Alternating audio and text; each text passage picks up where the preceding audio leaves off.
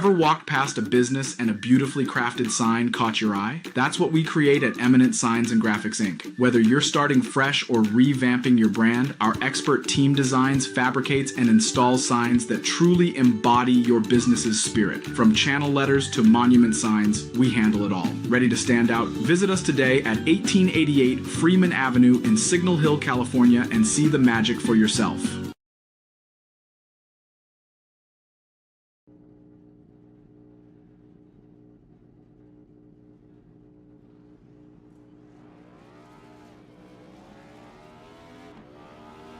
Here at TWRS, we're always here to help our squad when they need a little push in the right direction. That's just who we are. We're a beautifully diverse group of goofballs dedicated to driving fake race cars as fast as possible. And we continue to push each other to the front using the power of nonsense. We have one of the strongest NASCAR programs on the service, and you can access it all for $24.99 a month. And we just released individual subscriptions for $14.99 a month for each NASCAR vehicle. We also just added a Rallycross program, and our IndyCar program is taking off as well. So come join the weird side. We have speed and cookies. Cookies are not included in some locations.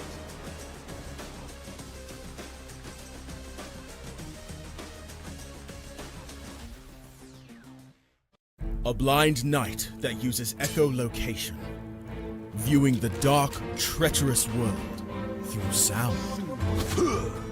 Trapped in a dungeon keep, endangered by combatants, where hazards lurk around every corner.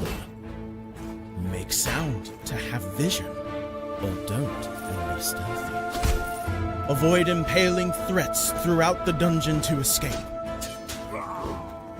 Engage with other prisoners. Rogue Knight I've been hearing about. Could you find the key and unlock my cell? Free them to fight back with more allies. Let's take this guy. The Dungeon Labyrinth has many paths and even more traps. Struggle through the darkness to find your freedom.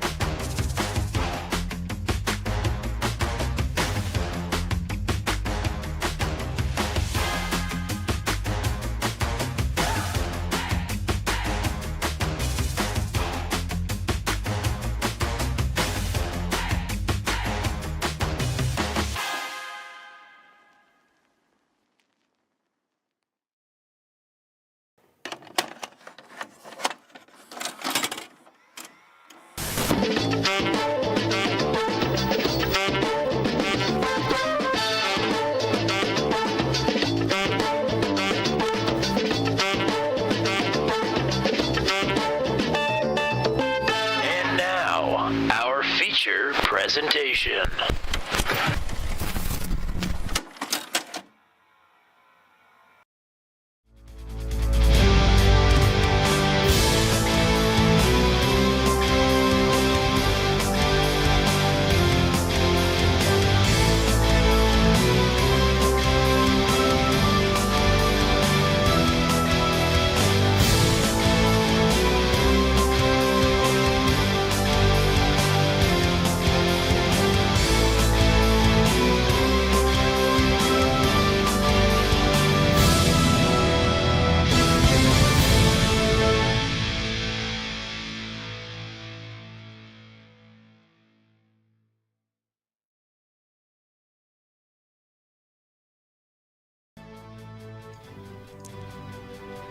Welcome, one and all. It is time to go racing once again. This time it's at Spa-Francorchamps.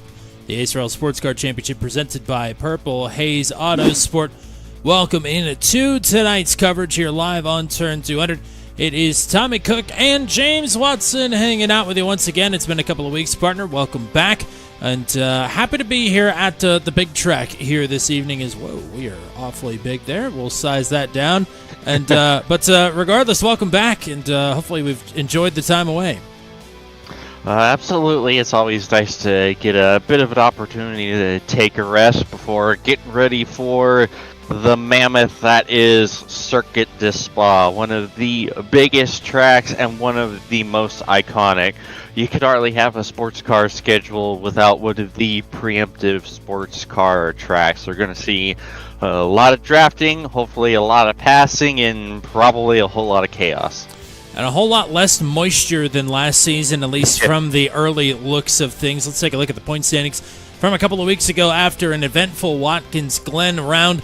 Damian Dania nearly doubling his advantage back to Josh Hege. Of course, Christopher Hill not in action last week. Looks like he is back here tonight. Yeah, big leap in the points for Damian Dania, who went on for a double podium night.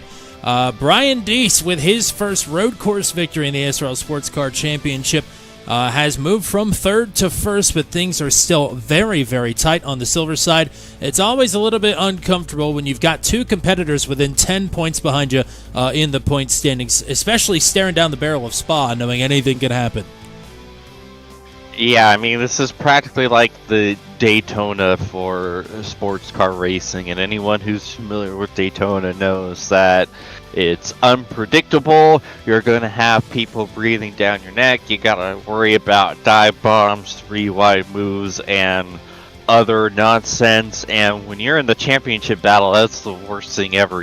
You want to have things in your control as much as possible, and this is a track where that control very much does not exist. It certainly does not seem to. If you're not familiar with this wonderful staple, or supposed to be staple, of the Formula One calendar, let's take a look at it here. It is Gunter's Guide back in action once again.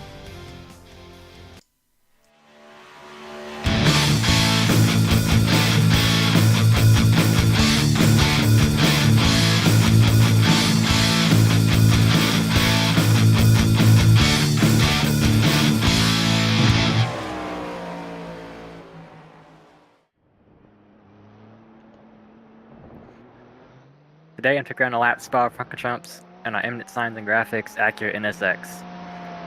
For starters, you have a hard braking zone in the turn 1, a very tight right-hand hairpin where you can possibly make a pass as you get close to this wall and then go down the hill. This will be where the actual start of today's race will be. As you carry a lot of speed, you have a nice look at the infamous Rouge up ahead. You're going to take this section perfectly even though it's flat out, making sure to watch out for the blind apex at the top of the hill, not to get any off tracks. Then leads into the very long uphill Camel Straight. You'll be on the straightaway for a long time, so you have plenty of time to draft off your fellow opponents, looking potentially for a pass up the inside to the cones up ahead. 3-corner section, first the left and then right hander, you'll bounce the car through on these curbs, before then carrying as much momentum as you can to the final right hander. This is then where you start beginning your descent down the hill. First into an off-camber right-hander, where you try and find as much grip and speed as you can out of the cars, trying to force them around this corner. Then leads into the ironically named No Name. You'll watch out for the curve on the apex and the gravel on exit. As you continue to go downhill, this then leads into Puhan, a very high speed and deadly corner. Just one mistake here could possibly end your race. Then takes you into another harder braking zone, this time a bigger chicane, but still a good place you can possibly get along and make a pass. Okay, more speed through this one, but you still have to watch out that you don't ask too much of the car. Just one more corner of this technical section, a final right-hander, where you carry the car all the way out to the gravel before entering this long, high-speed backstretch. It being twisty and turny though makes it very hard to get alongside your opponents even with all the draft you have. But if you can make it through the very difficult bunch mount at the head, balancing the car through, make sure not to spin the car out or slide off the track. Then maybe dive at the inside into the hard braking zone up ahead, a good place to make a pass. You get hardest on the brakes, the hardest will be the whole lap, leading to the final chicane, slow speed section where you balance it through all these curves, out of the final corner, back into the front stretch. And that's just one lap, around to you at Spa Francorchamps.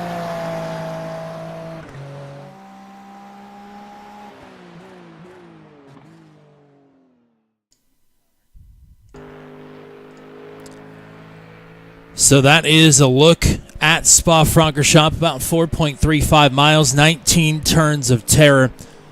And, of course, it's our usual 2 rounds on the evening here for week number 9.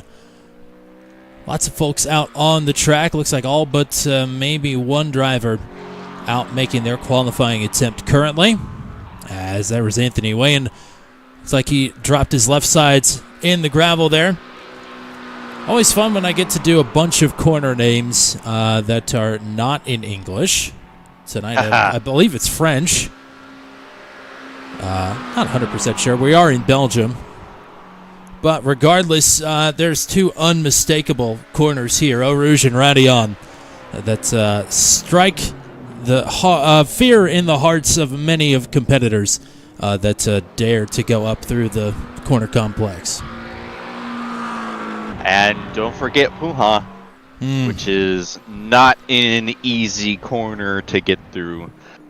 Easier since we're not raining this time around, but yeah, I distinctly remember it giving myself a lot of headaches last time ASRL came here. Right along with Anthony Wayne after the opening lap. He is currently second quickest. Damian Dania with the top time. Hello to everybody that's hanging out with us here this evening.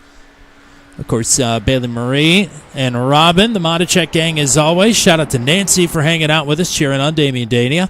Don Golden back in the chat with us. Hello to Don. Great to hear from you. Rutherford boys right now. Corey has just crossed the stripe for his first lap, 15th quickest currently. Joshua, I think, made a lap, but it didn't count since he had some sort of an off track. We'll keep an eye on that long lap here, 2 minutes 16:91, and that's the only driver to go to sub 2:17 on their opener, Damian Dania, with the time to beat right now with 4 minutes left to go in qualifying.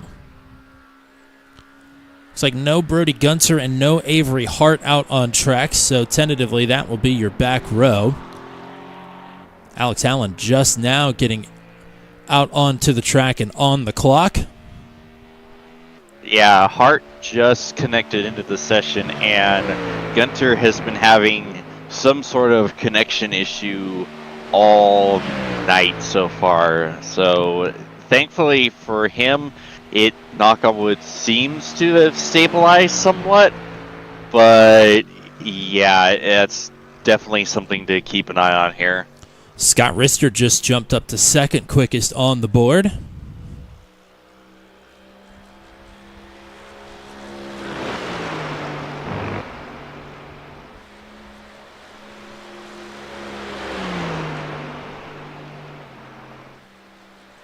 Dave Seats now third fastest. And that is a full qualifying run for him. Damian Dania across the stripe goes a little bit quicker on his second lap. 2:16.70. Now the mark to beat.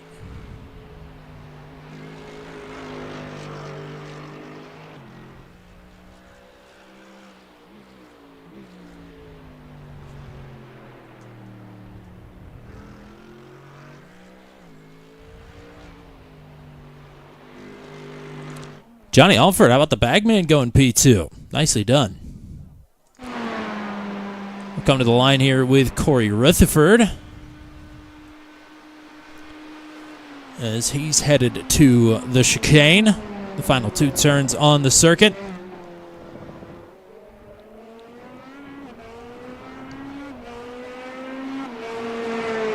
And Corey to the stripe. I think a little bit slower, just by a couple hundredths of a second on his second lap. So Scott Rister will need to pick up about 0.4 of a second if he wants to overtake Damian Dania for the pole position here.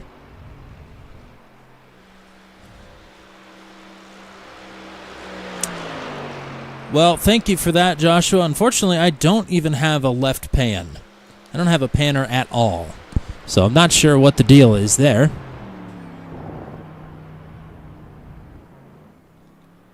Here's Rister through the final 2 turns. And Scott Rister goes to the top. How about that lap? 2:16.65 with authority. Rister is on the pole position with a minute to go. The only person that may be able to have a crack at him would be Alex Howland. He's the only other driver out on track. And nope, Howland going to come to a stop. So no time for him, no time for Gunter, no time for Avery Hart. So the only other driver on track. His qualifying run is already over, but it's Joshua Monacek.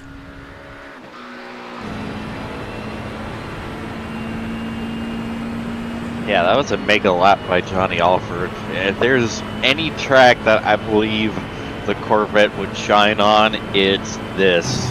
Plenty of long straightaways to let that good old American power stretch its legs, and not as many corners for it to, you know, do American car things. Well, if you're looking for American muscle, Johnny Alford, the highest Corvette in third. Rob Henry, the highest Mustang in P8 currently. As clock strikes 0, Joshua Monacek is headed back to the pits, as is everybody. It is time to roll here at Spa-Francorchamps. Week number 9 of the season is about to get underway. And the starting lineup for tonight's proceedings will look like this. It will be a pole for Scott Rister and a very fantastic lap, 2 minutes 16 second, .647. Then it'll be Damian Dania starting to his outside. Row number 2 will be Johnny Alford on the inside and Christopher Hill on the outside. On row number 3, it is Anthony Wayne, your top silver qualifier in P5. Outstanding effort from him. Dave Seats, 2-time series champion on the outside. Row number 3, Derek Tierhams, last week's feature winner at Watkins Glen, starts in 7th next to Rob Henry. In the 8th position, Kevin Burrows and Mike Hamlin will round out the top 10 starters. Joshua Monacek there in the 11th starting spot with Nick Batista to his outside on row number 6. Row number 7 on the inside is Terrell Williams. Andre Saba to his outside in 14th. Brian Deese, currently the silver points leader, deep in the field, though, will start in 15th with Corey Rutherford to his outside. Rick Thompson back in 17th. Joshua Rutherford to his outside. Kenny Stepp and Avery Hart on row number 10. It's Brody Gunter and Alex Howland on the back row. Gunter with a lot of work to do here from the 21st starting position. Let's take a look at your weather conditions here above the Belgian hills of Spa-Francorchamps. 74 freedom units. Very cool morning here at Spa-Francorchamps. So drivers are getting ready to roll off of the starting grid. I mean, where do you even start here? This is an intimidating prospect. One of these drivers have done before. For anybody that was here last season, I would imagine the bulk of these drivers have at least turned laps at Spa before. But, man, this is an intimidating track. Yeah, that's putting it mildly, especially since I believe this is the endurance layout, which means I believe the start will be past La Source, which is traditionally the turn 1.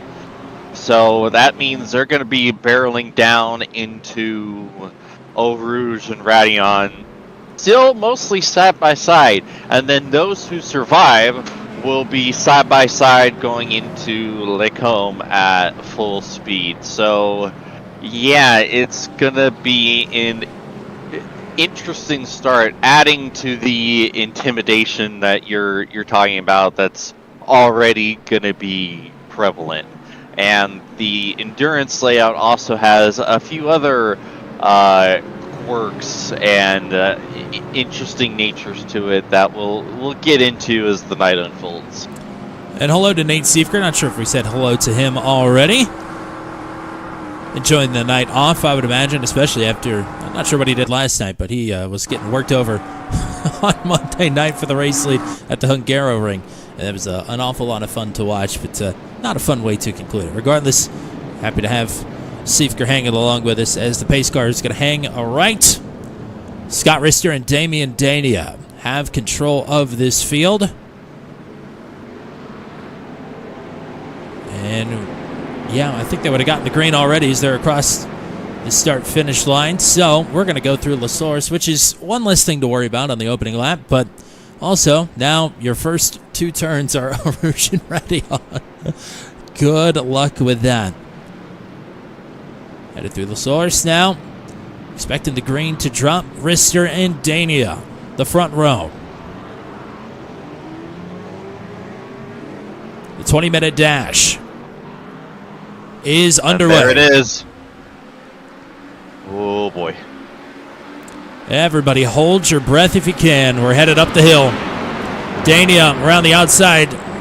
Sparks dragging as Rister trying to tuck right into line. He rides in second. Christopher Hill in third. Dave Seats, Johnny Alford side by side getting it sorted out. Seats hanging on to the 4th spot. What a power move by Dania. Around the outside of Eau Rouge. Oh, here comes Seats to the inside of Hill. De Lacombe headed to Malmedy now. Pretty clean start through the field, must be said. But there's a little contact there. And Hill is through the gravel trap there in Malmedy. Back on the road. He's in 11th now. I spoke that one into existence. Seats trying to get up to 3rd. Johnny Alford slipping back to 4th now. Seats has got it. Dania and Rister with some separation up front. Anthony Wayne still the top silver as they go. Christopher Hill trying to climb positions. Already back up 2 to 9th. Oh, what is said? Oh.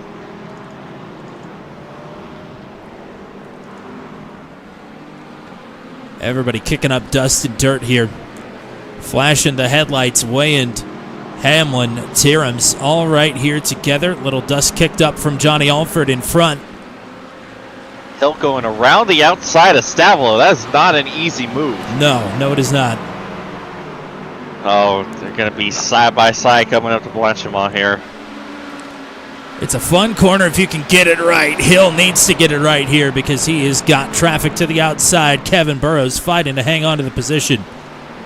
Oh, we got a car off around behind. That was Corey Rutherford. Oh, and we got another car spinning. Joshua Rutherford, the other one off. Corey is off. Problems up the road now for Nick Batista through the chicane. Yeah, Brian Dees, our silver point leader, massive damage to that Corvette. Yeah, he has no rear wing. Certainly does not. We'll take a look at that here in just a moment. It's a 1-second lead for Damian Dania. As we go to try and pinpoint where this one all started, here is Brian Dees, and he is going to lose it all by himself. Come back onto the track after ricocheting off the barrier. Corey Rutherford goes around. And Joshua Rutherford already off there as well. So those are 3 teammates that are all junked. But they do get a fast repair. Meanwhile, in all that chaos, Hill was able to complete that pass. Hill up to 7th now, not too far behind Derek Tierams here either. Anthony Wayne still leading the silvers, rather. Quite the train Mike Hamlin has got forming up behind him. All aboard the P5 Express. Let's jump back up really quick to Johnny Alford and Dave Seats as they're going at it here. Alford has taken the 3rd spot back and trying to get away. I'm sure Seats just happy to be in front of the madness this time, for the most part. Yeah, you wonder if there's any damage to that Mercedes with the incident with Hill.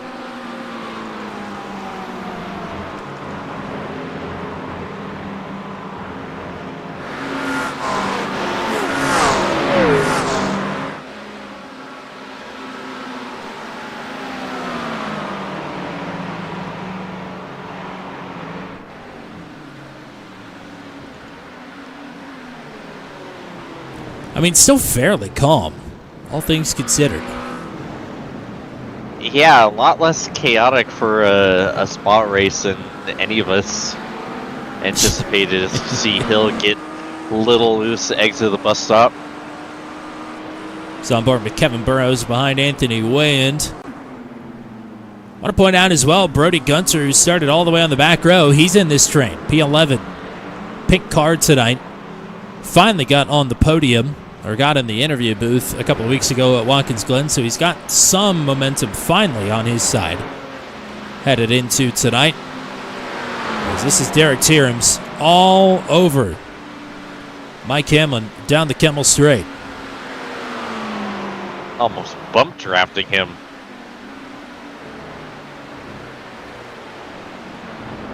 You know, you could probably, if there's any track you could get away with that at, it's probably here. Yeah, here or Monza, absolutely. Maybe down Mulsanne if you're feeling spicy enough. Yeah, maybe. Better be with no chicanes. Chicanes are cowardice. Amen. Windmen, something. Yep. Unrelated, Daredevil coming back in about a month or so. Yes, the spirit of Daredevil living on.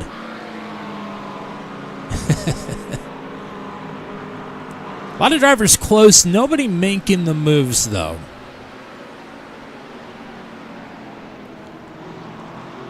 I mean, I feel like there are definitely passing opportunities, not the least of which is Blanchimont coming up here momentarily. But, I mean, really, Derek Tierms just stalking his prey, if anything else, just to stay close enough to Mike Hamlin here back down the Kemmel Straight.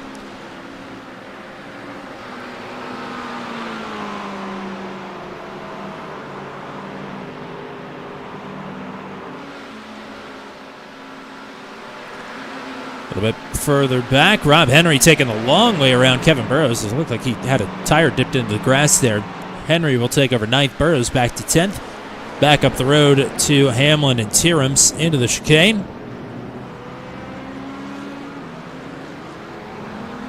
Yeah, Burrows is falling back pretty significantly. Like, he was running up front for a good chunk of the first lap. Oh, we got a car around next to the bus stop. Jarrell Williams, and that Mustang is without its wing.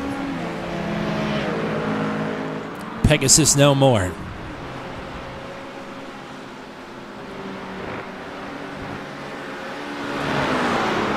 Inside of a car length. Up a Rouge, through ready on, now down the Kemmel Straight. This is Tierms' opportunity here to get after it. Yeah, he talked about the Porsche being slow. Well, this is his chance. If he doesn't make it, I don't know if he's going to get a better one. And he's not even going to make an attempt. Wow. The only thing I can figure is maybe they're just trying to work together to keep everyone else away from them. But Chris Hill is putting his hand up and saying about that. I think the polite way to put it is Christopher Hill is probably motivated at this point. Yeah. Driving with a purpose. Yeah. Meanwhile, Corey Rutherford going off in, I believe, Lacombe.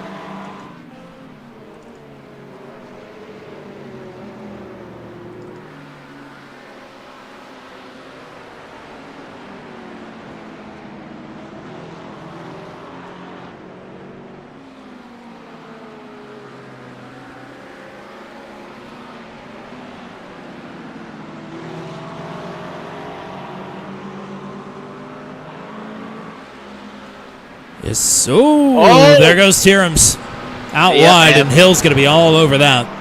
Absolutely, and we're going to be side by side through Blanchimont again. Nope, Tierms tucks in. That's a smart thing to do, although here comes Wayan saying not so fast. Oh, tough spot to be in there. But Tierms wanted to push out wide, but still, Wayan holding his ground here into the right-hander. He will have the spot. Nearly stack it up there, concertina style. But Wayan will take 7th. Tierms back to 8th. When he could have had 5th. Yeah. Minutes now they got a ticking pretty away. Big gap. Yeah. Yeah, now they're completely out of draft range of those two now. Then gotta give a shout to Rob Henry. This is his best qualifying effort of the season and still running pretty well. Looking to see. Oh, we got Hill. He's going to for the it. inside. Down Kemmel into Lacombe. Hill's got it. Back to 5th. Nicely done. That might, unless Chris can pull off some of the laps of the century, that might be his ceiling for tonight's race, because they are well off of the draft of the top 4 in front of them. Yeah, about 3.8 seconds back from Dave's seats as they run. And everybody at the front of this field has lost touch with each other. I will say Damian Dania, his interval back to Scott Rister is swinging pretty wildly. It's at times over 2 seconds, and at times is right at about 1.5 seconds. So Damian and Scott Rister both seem to have their weak points and strong points on this circuit. But Rister is not out of it yet, but certainly needs to not let Damian Dania get any further away across the halfway point of our dash for the evening. Hamlin not going away either. He's still keeping Christopher Hill honest. Couple car lengths behind and closing, headed back into Blanchimont. Wayne, Tierms, and Henry not too far behind either. Yeah, I think the meta since the update has really swung in the favor of the Mercedes and the McLaren. They seem to be the fastest cars right now. And we got cars spinning around. Whoa. That was Mike Hamlin. Yes, it was. Wow.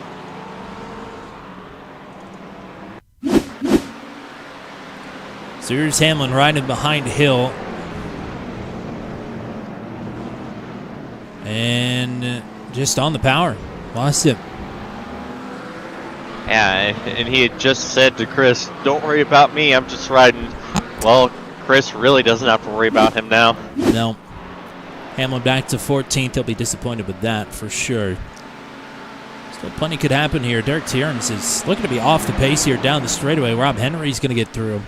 Tierms back to 8th. So maybe some damage somewhere on this car.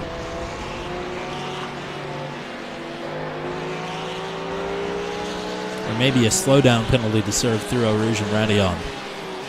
Possibly. Tierms back a couple of positions. Yeah, it very well could be, because it's really easy to trigger the 1X and the slowdown up through Radillon, because it's really hard to see where in the world we're trying to go, because you're basically at what feels like driving up a direct a wall, basically, so you can't really see where you're going and where you're turning, so it's as blind of a corner as you can get, so you're just turning and praying, and sometimes you turn a little too early. I've done that a number of times, especially on lap 1, and it's messed me up so many times getting that slowdown. Brady Gunter lurking in the background here. Might be able to get himself a couple more spots.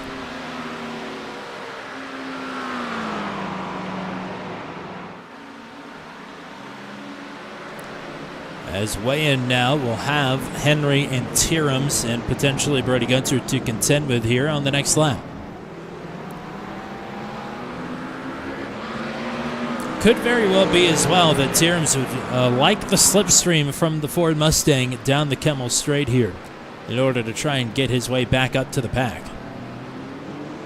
Yep. Something American power, something. Well, that's a god dang NASCAR headed up the hill there. Be great in a straight line.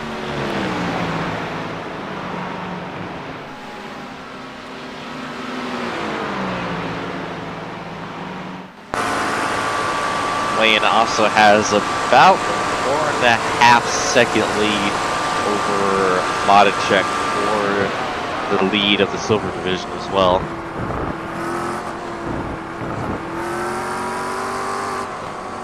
Henry within half a second now, and Tierham's closing right back in.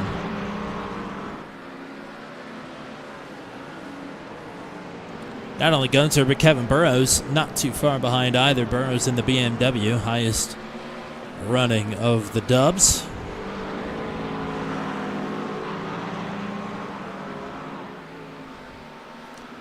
Lead is shrinking a bit for Damian Dania. Nothing to panic about yet. It's still about 1.3 seconds, but Rister has been eating little by little into this gap. One mistake for Dania could bring Rister right back into the fold.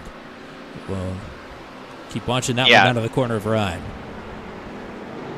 Yeah, he's just about back within draft range. He needs another, call it half a second, and he'll be right able to suck back up to that McLaren.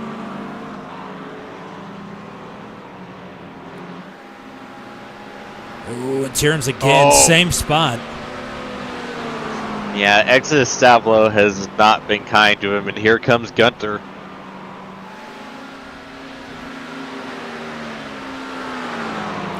Brody's got it, not by much, but by enough. Sweeps down in front and takes the 8th position away. 4 minutes to go.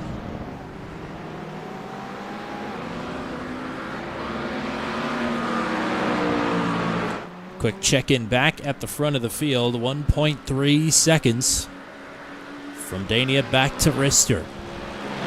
Dania the points leader right now. 4 wins on the season. Rister got a sweep at Interlagos a few weeks ago.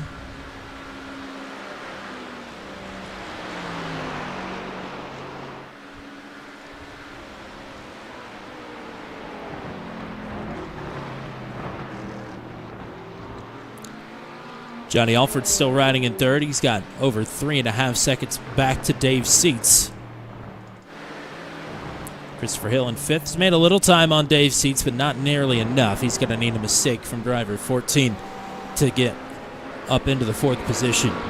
Anthony Wayne doing his best to try and keep some distance between he and Rob Henry, and he's doing a good enough job. It was half a second through Lacombe last lap and this lap. Henry now having to contend with Brody Gunter.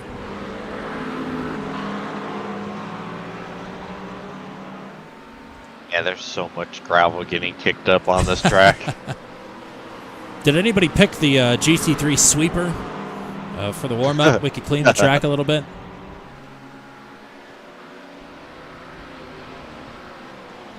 I mean, heck, you could probably just use the diffuser on some of these cars. Just lower it, throw it in reverse Terry, and you're good to go. True.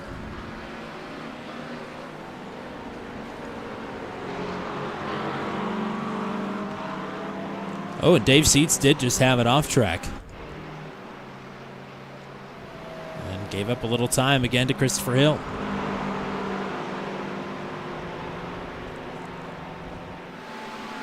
Should very well be the final lap for Damian Dania as he gets ready to cross the stripe. And Scott Rister is off. What? What has happened to Rister? What? Oh, dear. He left. Wow. So something has come up for Scott Rister apparently, and he's out.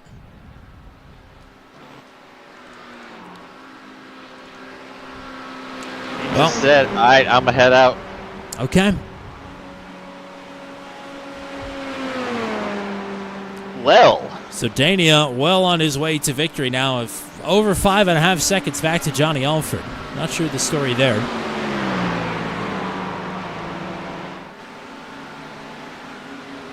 We'll continue to watch your top silver. Anthony Wayand trying to battle and fend off the golds now for a spot in the top 5. Rob Henry, Brody Gunter, Derek Tierham's. Gunter far and away the hard charger all the way from the back row of the field, riding in 7th.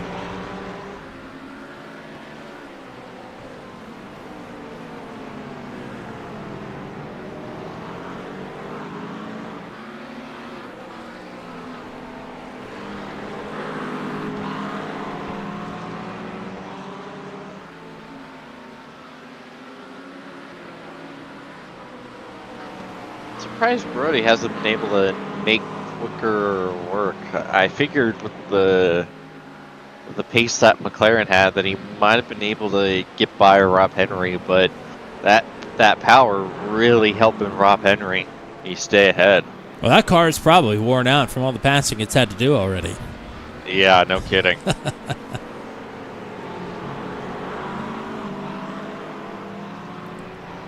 Opportunities dwindling for anybody in this train to make it pass, and up at the front of the field, nothing dwindling for Damian Dania.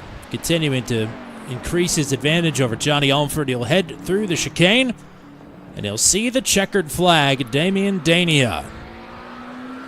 Across the stripe, he wins for the 5th time this season in the ASRL Sports Car Championship presented by Purple Haze Autosport.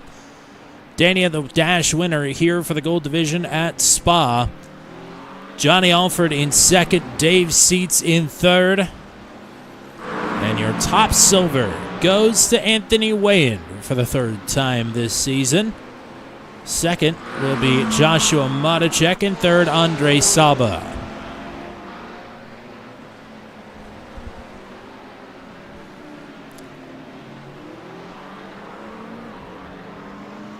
Rough go for Brian Deese with that crash on the opening lap. He is all the way back in the 20th position. That is the final car running, as Avery Hart never took to the starting grid, and Scott Rister with the disconnect.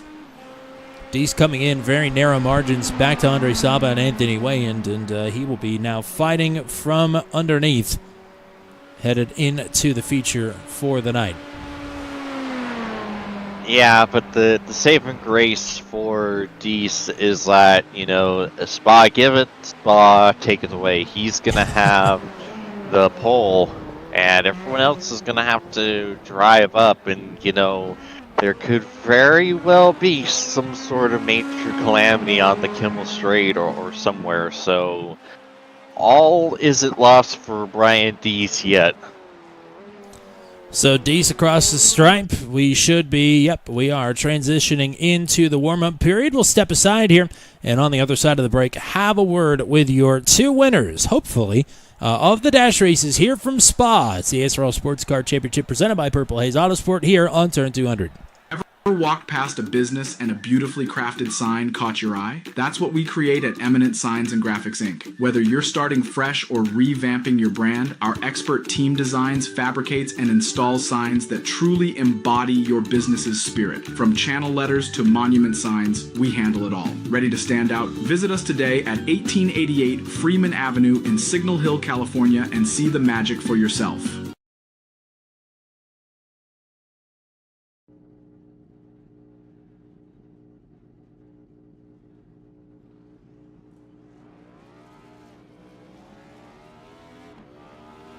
Here at TWRS, we're always here to help our squad when they need a little push in the right direction. That's just who we are. We're a beautifully diverse group of goofballs dedicated to driving fake race cars as fast as possible. And we continue to push each other to the front using the power of nonsense. We have one of the strongest NASCAR programs on the service, and you can access it all for $24.99 a month. And we just released individual subscriptions for $14.99 a month for each NASCAR vehicle. We also just added a Rallycross program, and our IndyCar program is taking off as well. So come join the weird side.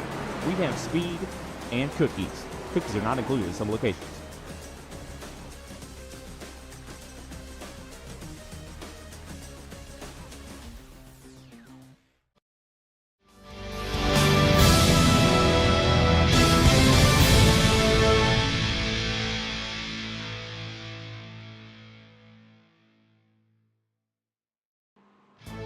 Turn 200's coverage of the ASRL Sports Car Championship presented by Purple Haze Autosport is presented by Purple Haze Autosport, Eminent Signs and Graphics, Team Watson Racing Setups, CJR Graphics, Mullet Music Productions, and the American Sim Racing League.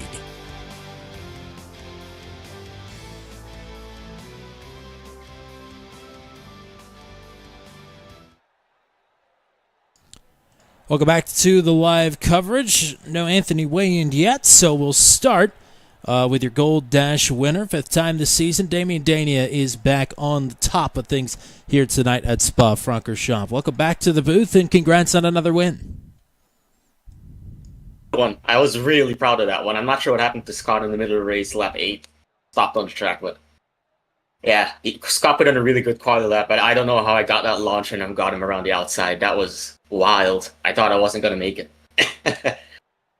Yeah, and then, having to scrap so hard for it on the first lap and then kind of being able to put some distance between you and Scott very quickly. I mean, you've obviously got this place figured out at least decently well.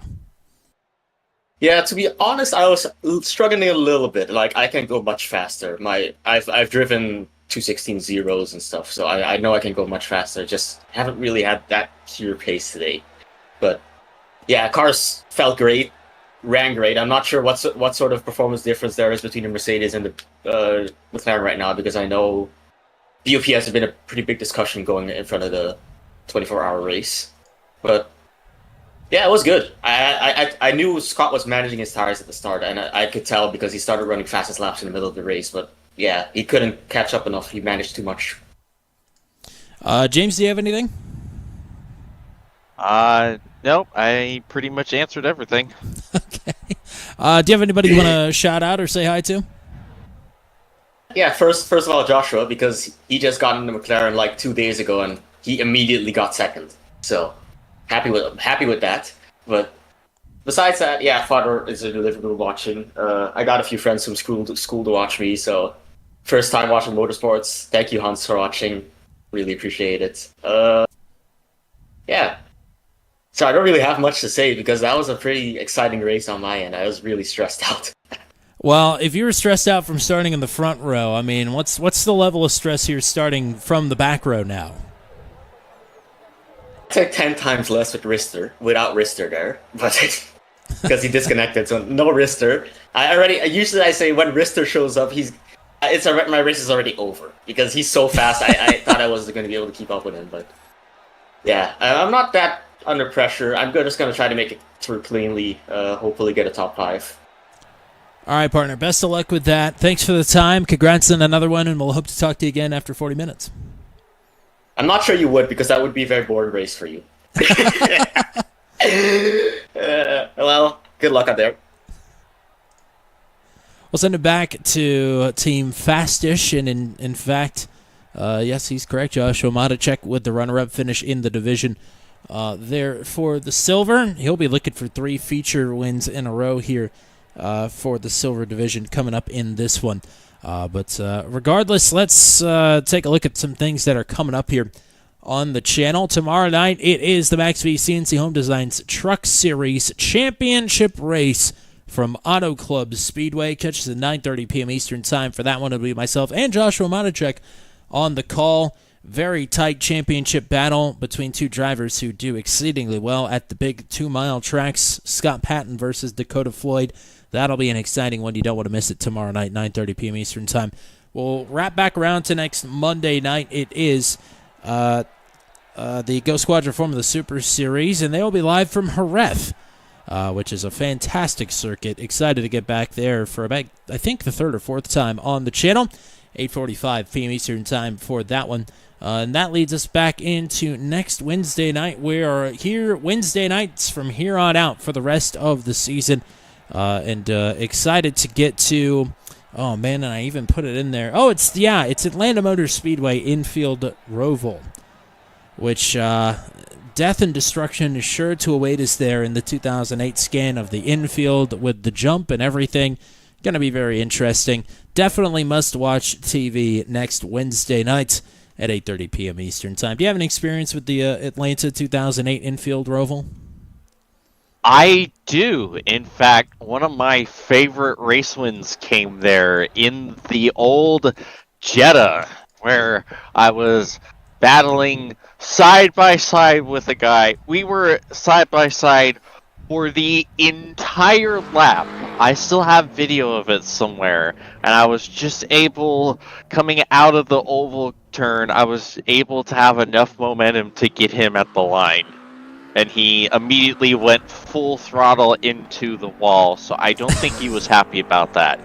But yes, it is a fun track and a very underrated track. So I am looking forward to that one a lot. I was going to say, somebody in ASRL has properly rated it because they have raced that layout before. There's evidence of it on our broadcast predecessor, whose name is escaping me. But rest assured, it was chaotic, to say the least, and I'm expecting that same kind of energy next Wednesday night. It'll be the first time that we have it on the channel. It's a track that I don't say this about many facilities. I think it is too crazy for Daredevil. Not saying we'll never race it, but it's pretty crazy. So never say never, I guess. But yeah, so that's where ASRL is at next Wednesday night. And some good stuff between now and then as well. And a reminder, Venom Truck Series coming back here in less than a month's time. We'll be back on with the Daytona Pro-Am the last Tuesday of July. As we're riding with Joshua Matacek.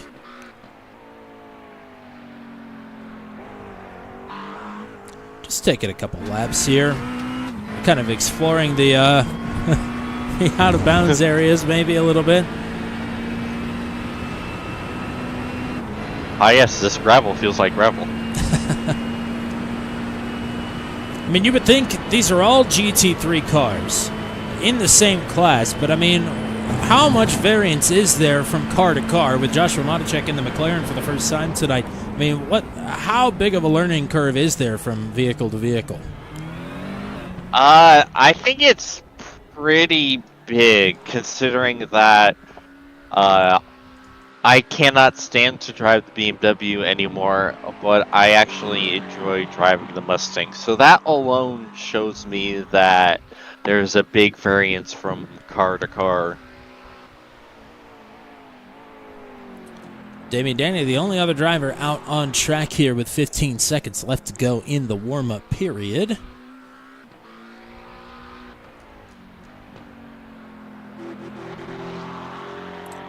And we should be able to roll right into tonight's starting lineup here in just a moment. 40 minutes for the feature here at Spa-Francorchamps.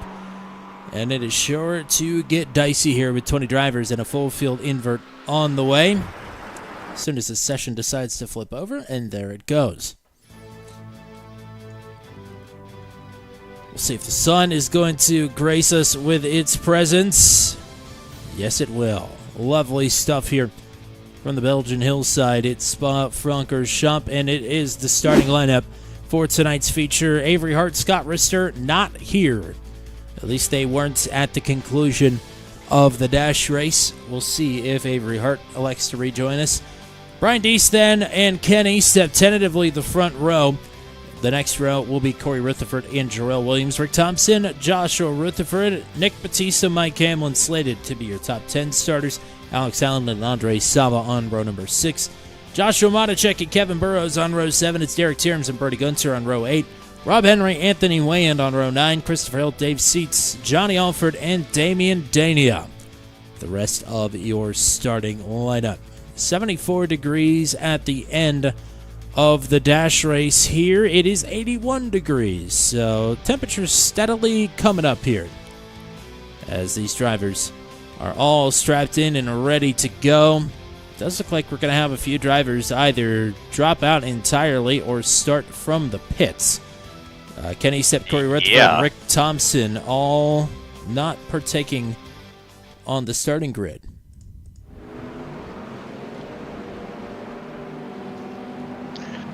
And that very well may be the race-winning strategy. It could be. We talk about fuel. I believe normally it's 45% fuel capacity, but they've always had to play with it at Spa in the past. That might not be what the fuel capacity is set at tonight. Regardless, should still see a one-stop. Who knows what's in store from that point on. Pit strategy coming into play, but you got to survive long enough to see the pit strategy come to fruition.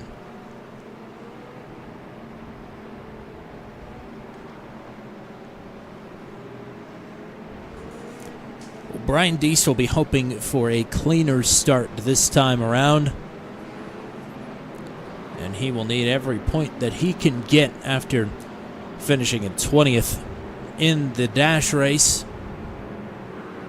Coming into tonight with a narrow 2-point advantage on Andre Saba, who got on the podium for the silver division, and only 9 points back to Anthony Wayand in the 3rd position.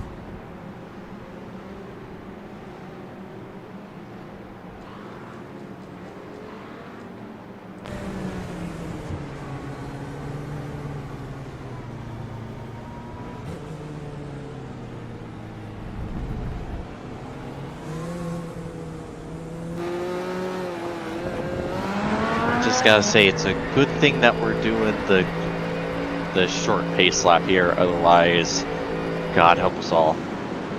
It doesn't feel very short, but I know what you mean. Yeah.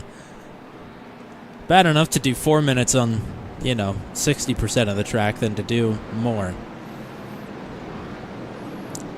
But here we go. Jarrell Williams and Brian Deese on the front row. Joshua Rutherford, Nick Batista, Mike Hamlin, and Alex Hallen will be your front 3 rows as we stared up at Eau Rouge and Radion once more. Green flag is out. We're underway. Hold on to your butt cheeks, everybody. Yes, indeed. Wheel to wheel, advantage Williams. Deese tucking into line, headed down the Kemmel Straight. Joshua Rutherford in 3rd with Mike Hamlin, who could very well take advantage of the invert here in the 4th position. Into Lacombe. Oh, some problems. It's Dave Seats. Seats will drop back a few. Christopher Hill, Brody Gunter coming out side by side. They could have been a lot worse than it was. Yeah, Brody had to cut through the grass in Lacombe. I couldn't quite tell what happened. Here we go for the lead. Hamlin lying in wait as Deese and Williams. Now we're going to go 3 wide. My God. Oh, no! Oh, no! There we go. It's Mike Hamlin. Yeah, that wasn't going to work.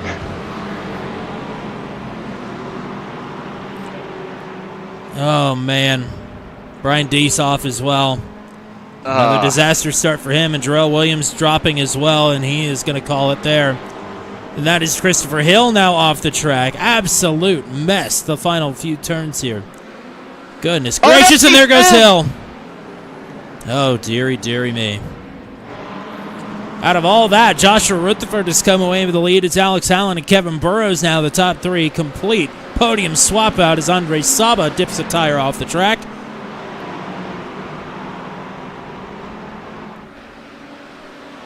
Rutherford trying to hang on through Blanchimont, headed to the chicane. Hallen has got to run. Burrows has got to run. Where can they go with it? Rutherford opens the door. Hallen trying to sneak through. Oh, and there goes Hallen. Oh. Rutherford leads him across the stripe. Hallen will get back in the line in 13th. I should probably stop saying things could be messier, because that's the second time that it has all gone bottoms up after that. Yeah. Wow. What in the world was that first lap? Like, I have no idea. We're going to wait to see if Kevin Burrows can make a move here on Joshua Rutherford. Rutherford trying to get his elbows out here, but Burrows has got good pace down the straight in this BMW. And Burrows is to the lead in Lacombe. Brody Gunter, Nick Batista, Dave Seats all under a blanket, and Gunter going to sneak the long way around to move up to 3rd. And he is straight on the attack to his teammate Joshua Rutherford.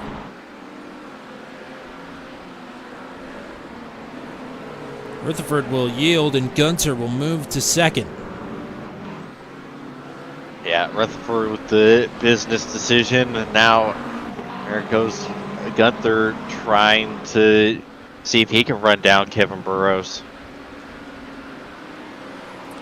Having to scroll a long way back to see where this one is going to get started on the opening lap.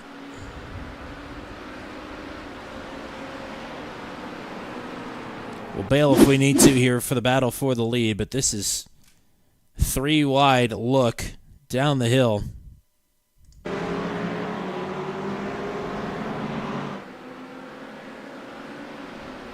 Yeah, it's like, okay, so there's a little bit of netcode, and Deese and Williams fade into each other.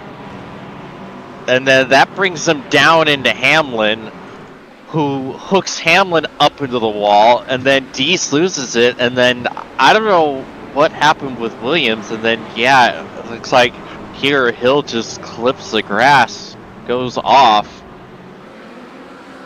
And then, yeah, he's still got all those gravelly bits on the tires and just goes around and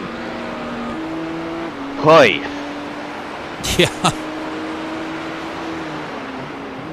It's so weird though. It's like you would have thought that after Hamlin got hooked into oblivion that the other two would have been fine, but then they both had their own kind of separate-ish incidents. It's like a Final Destination type thing where they both were, all 3 of them were destined to not fit. Oh, we got Calamity in the Eau Rouge!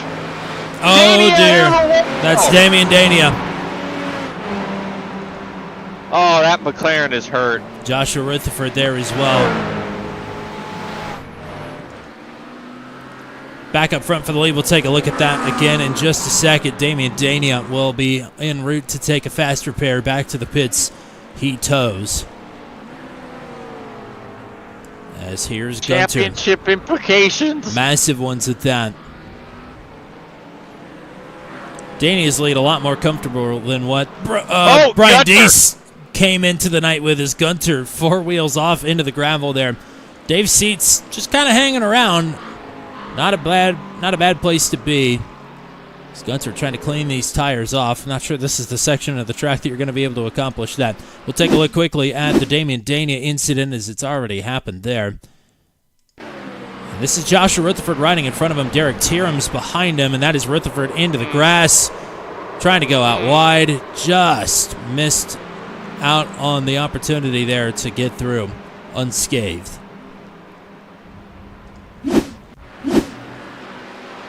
That could happen.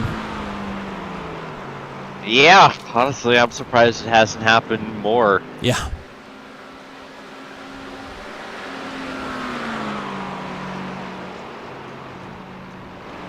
Whew. Yeah. No kidding. It's the most fun you can have around Spa without a caution flag. It's been an eventful 7 minutes. We'll say that.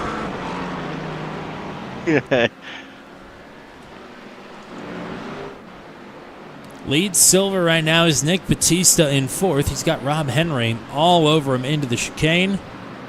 Or rather, through the source.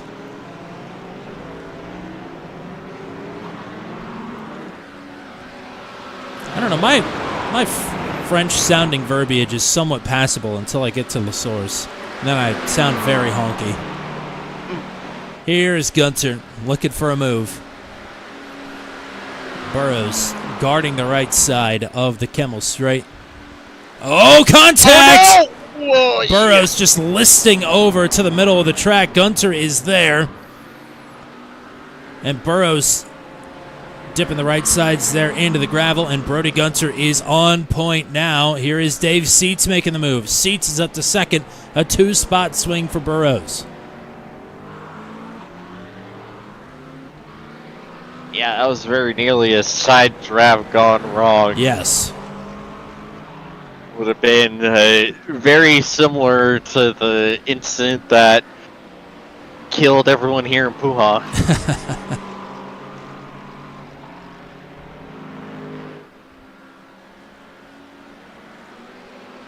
I want to go back and take a look at a couple of things here when we get an opportunity to. We'll see how this battle for the lead shakes out. Get a better look at the 3-wide incident for the lead.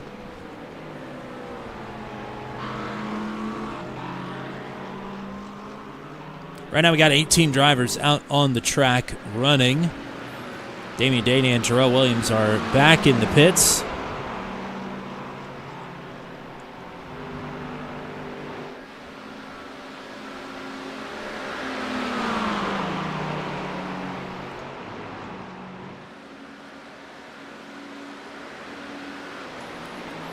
Seats is at least looking around.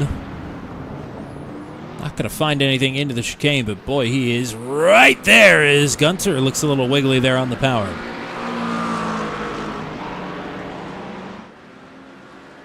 Yeah, this is a great opportunity for Brody to get that monkey off his back and get that win, but he's still going to have to work really hard for it. Lord knows Dave Seats wants this win. Try to get something from this season from hell for the reigning champ. Yes. Oh, and it's a great line through Eau Rouge. He's got a huge run on Gunter.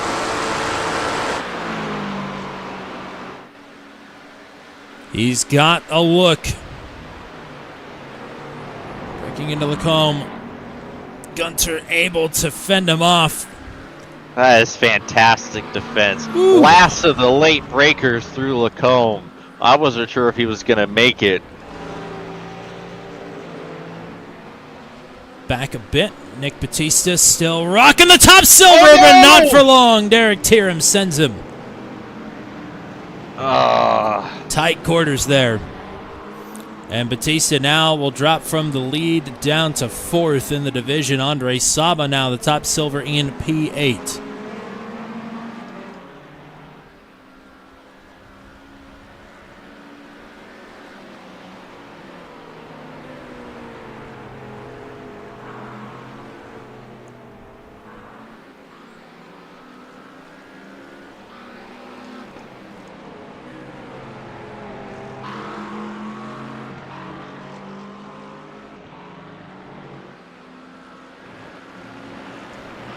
Seats is working it hard here. He is, and you saw that because there's a at the exit curve or the apex curve of the exit of Stavolo. There's a pretty nasty bump, and man, you just saw the Mercedes just clobber that bump. Like I've never seen a car move that much on iRacing like Seats Mercedes when he hit that bump. I thought he was going to go off into the gravel, but he did a great job holding on to it.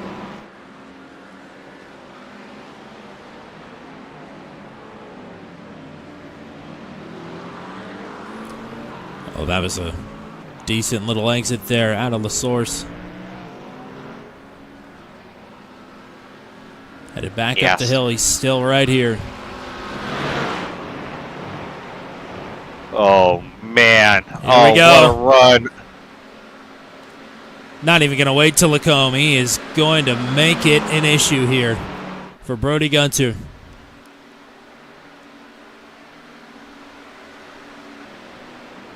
Still Gunter outbreaks him around the outside. I thought Seats had that for sure. Oh, and so did I. Right up to the diffuser there. Like, the braking performance that Brody is getting out of that McLaren is something special. Like, he's waiting so late to slam on the brakes, and there's just nothing Dave can do. Like, that's frustrating when you're trying to battle with someone in a situation like this, because Brody is good at the exact corners he needs to be, because you can tell Seats is the faster car, but over the lap as a whole, but Brody is just good enough at those specific corners to where Dave can't get by, and that's the most frustrating thing when you're in Dave Seats' position, because you know you're faster, you know you can get by, you just can't make it happen. Because he just seems to find that little edge at the exact place you need to be better to make that pass. The two winningest drivers in the ASRL Sports Car Championship, 46 wins for Gunter, 25 for Seats, but a combined 1 victory between them this season. Seats trying desperately any way to get through here. And Seifker saying it in the chat, saying to be more assertive. Yeah, that's the opposite of the plan for Kevin Burrows, who's just tagging along here. Yeah, he's got a front row seat. He's Yeah. he's waiting to pick up the pieces. There might be a lot of them here. Headed back up the hill. You can see it there. I mean, that looks just cartoonish. The elevation that these drivers have to deal with up the hill to Arouge and Radion to the Kemmel Straight. And once again, Gunter under fire. Here is Seats. He is keeping it right to the door of Gunter's McLaren. Seats this time, I think. No! Gunter turns in and goes around. I think that might have been netcode. It wouldn't shock me either way. It did look like Gunter was trying to turn in a little bit sharper to try and apply the pressure as there's another spin behind, and that is Andre Saba from the lead. So both leaders in both divisions through on the same lap into the same corner. New silver leader is once again Anthony Wayand. He rides in 8th. Gunter all the way back to 7th as Dave Seats is in the lead now with Kevin Burrows back in 2nd. Yeah, I want to see a replay of that because I swore from what I saw on initial viewing that it looked like the rear of Brody's car was just like snaps out, like he got hit in the rear, but they were side by side. So the only way that car can take that, like, shot out that angle is if Netco was just like, oh, shoot the rear of the car like it's got a cannonball. Here we go. So Seats moving over just marginally to the left, then drifted out wide there. Yeah, I think that was just a delayed reaction on the contact there. Yeah, because, like, you can see Seats gets a little loose, right? He slides up into Brody, and it hits Brody, and then the rear shoots out. So that's just a really weird-looking incident. Like, they definitely made contact, and they would have made contact without the netcode, but I think the netcode is what caused Brody to spin. I think if the netcode wasn't there, Brody still would have been pointing in the right direction and still would have given up the lead to Seats, but he'd be able to tuck in right behind with a slowdown to get rid of. But yeah, he still would be in the fight here. Burrows and Seats pushing on here. Here is Johnny Alford and Alex Hallen, two drivers we have not mentioned really at all this race. They're battling now for a spot in the top 5. Alford moves ahead. Hallen back to 6th. Rob Henry is in 3rd right now. Derek Tierham's in 4th. We'll go back and look for the incident between Tierham's and Batista. Had a lot of replays piling up there. No real time to look at them with everything that was going on for the lead. But, this involved the silver leader at the time. This is Batista getting moved. Yeah, it's a late lunge by Tierham's. Like, he's to the inside trying to let Batista know that he's going to send it, but he doesn't actually send it until Batista is starting to turn in. And, like, the front of that Porsche was... I don't even think the tip of Tierham's nose was past Batista's rear wheel. He was not far enough alongside for that move to really work. Like, if he was at least, like, front tire to door and that happened, then you could argue that it would be more on Batista, but Tierham was not alongside. And then, can we see the weigh-in incident again? Because I was too busy finishing my point to see what happened here. Oh, wow. So that was your second incident for the lead of the silver. That time between two silver drivers. Yeah, man, weigh-in sent it, and then it was a good enough move, and then you saw he just kind of hit the apex curbing and just slid up right into Andre. Showing another incident for Nick Batista, who just came down pit road. See if that is the case. This is a chicane. Nope, he was just slowing down to come to pit road, so I've been lied to. And Seats surviving another attack from Burrows into Lacombe. Similar story for Rob Henry and Derek Tierms.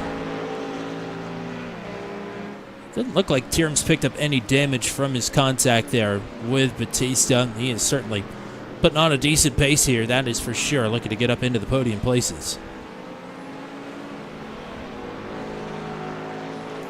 And Christopher Hill, after his opening lap problems, he's back into the top 10. He's trying to make a move here on Joshua Matacek. Long way around for a Hill. We'll drop a tire there in the dirt. But Hill's up to 9th. Yeah, this is a really important race for Hill now. He's, missing those 2 races for vacation. If he wants to kind of, I don't want to say sneak the championship away, but just, kind of lurk in the shadows and take it, he has to get as good of a finish from this race as he can. With Damian having his issues and being down the running order, there's a lot of points on offer for Chris if he can pull off the recovery drive here. Not that it's going to matter too much. Damian Dania is not a lap down. But he is the last driver running currently in the 19th position. Obviously, that can change as things continue to unfold in a dramatic fashion. As, again, it's him telling me that Alex Allen having a crash, but it's just him coming to pit road. So, pit strategy is underway. Halfway home. There's the other quirk about this specific layout of Spa that I was talking about. Pit road. Now, see, they're on the pit road that we're all kind of used to, the F1 pit lane where you're on what is essentially the front stretch for the normal Grand Prix layout. But then you go to what you don't stop in those boxes. You continue on through what normally is pit exit, but you keep going on the pit road and you pit on the pit road after La Source. That is the endurance pit road. It's literally twice as long as the normal Grand Prix pit road. So you going down pit road as a race car driver, it already feels like an eternity. And you go onto this pit road and it feels even more of an eternity. And boy, you don't want to have any sort of penalty here, because with this unbelievably long pit road, it makes that penalty just race ending. Like, you're losing so much time. That's the real test of endurance, is the extra pit road. Going slower, longer. Rob Henry, both left sides there in the dirt as he's trying to get away from Derek Tierms. Tierms with 2 feature victories on the season. One at the Nürburgring and one a couple weeks ago at Watkins Glen.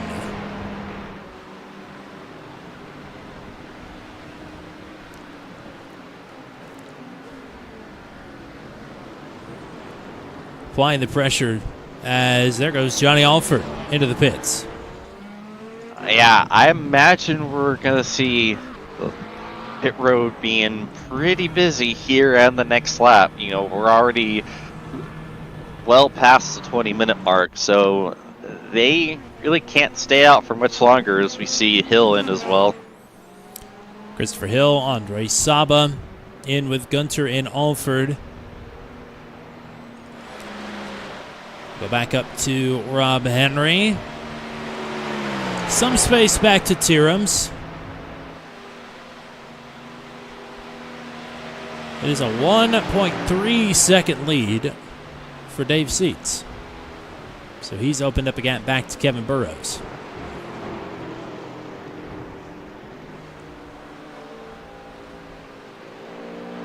Yeah, we saw this as a long battle in the early parts of the sprint that Henry was able to win, so to speak, and hold Tyrrell's off as he was having his issues exit Stavilo, and seems to be continuing. So he's eking out a little bit.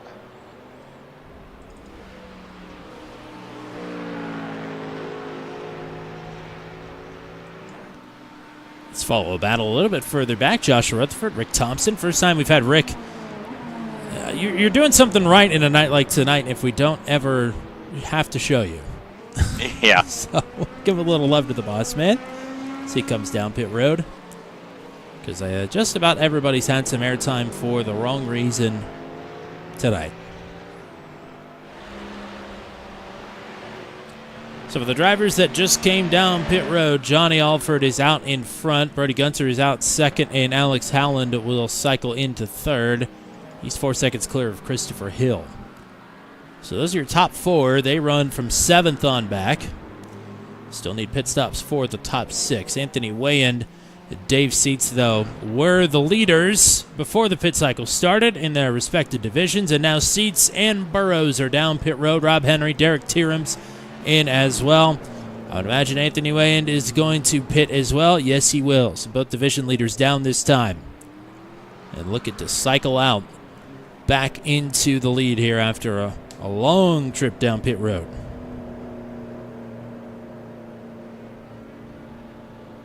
One eternity later. And they finally made it to their pit box. Yeah, pretty much. Burrows closed right up. Yeah, he's almost bump trapped hanging down pit road. Trying to look for the cockpit button. There we go. Yeah, think about how long we called that out, that they were coming down pit road.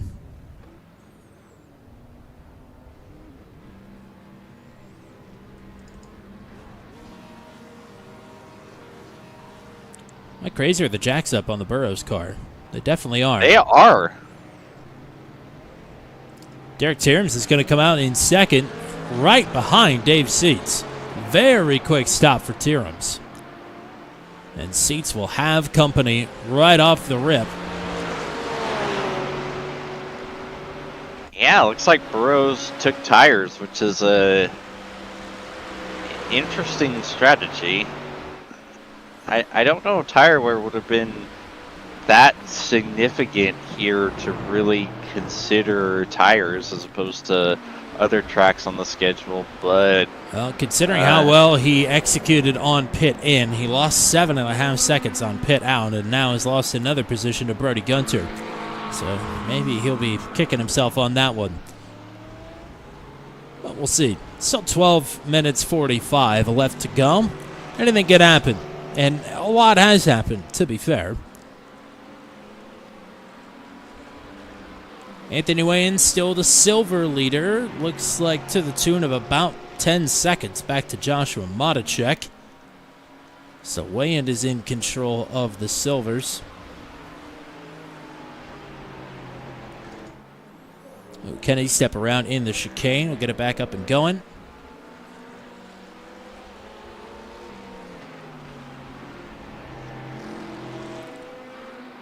Johnny Alford off the road, still in third. Brody Gunter closing in, though.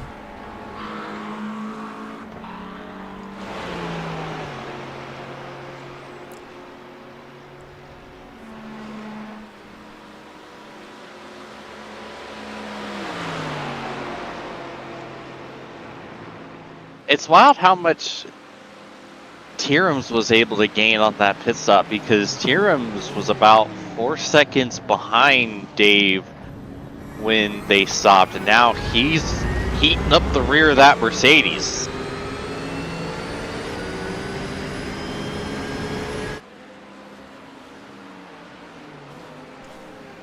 I guess Dave must have been really conservative on that pit entry, a lot more conservative than what we initially thought. Must have.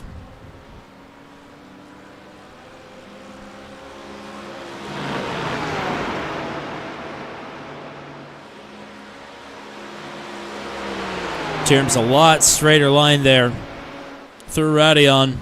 Closes this gap. 2 car lengths. Not quite going to be close enough unless he's got something up his sleeve here for Lacombe. Closes it to a car length.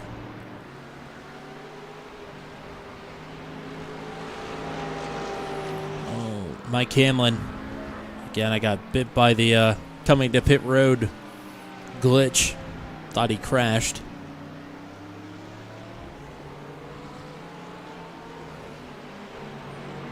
And same for Damian Dania coming down pit road.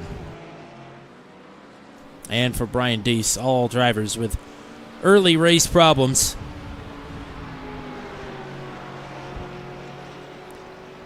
Yeah, you wonder what could have been for Mike Hamlin. Showed a lot of pace tonight, and yeah, just it's an aggressive first lap from all parties. Definitely.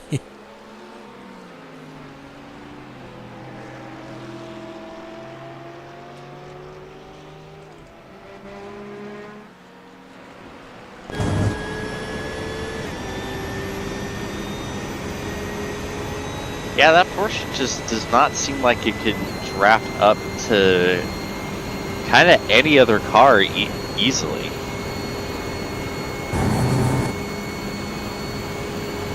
Ooh, Anthony Wayan just ran off the road. Gave up a chunk of time, but has not lost any positions. Still in 7th, still in the silver lead.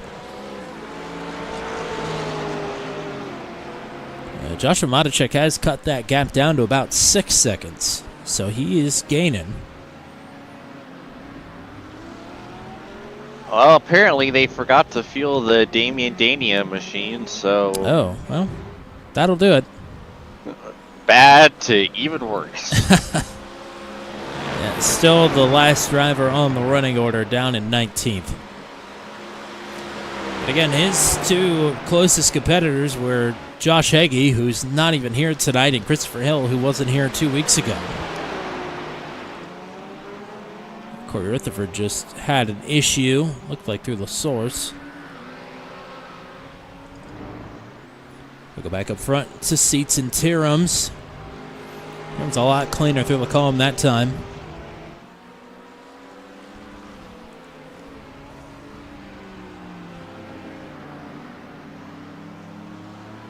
Seats a little bit wider there on entry. Had me worried, but rolled the middle very nicely.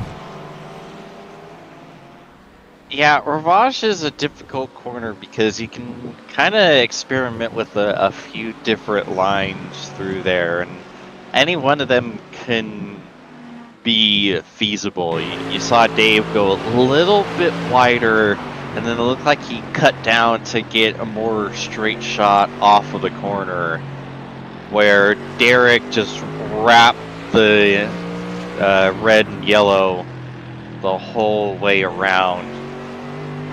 And so, obviously, he's a little faster through center because he's taking up less of the asphalt, but Dave is able to get into the throttle just that little bit quicker. Gave him a great run down and a no-name.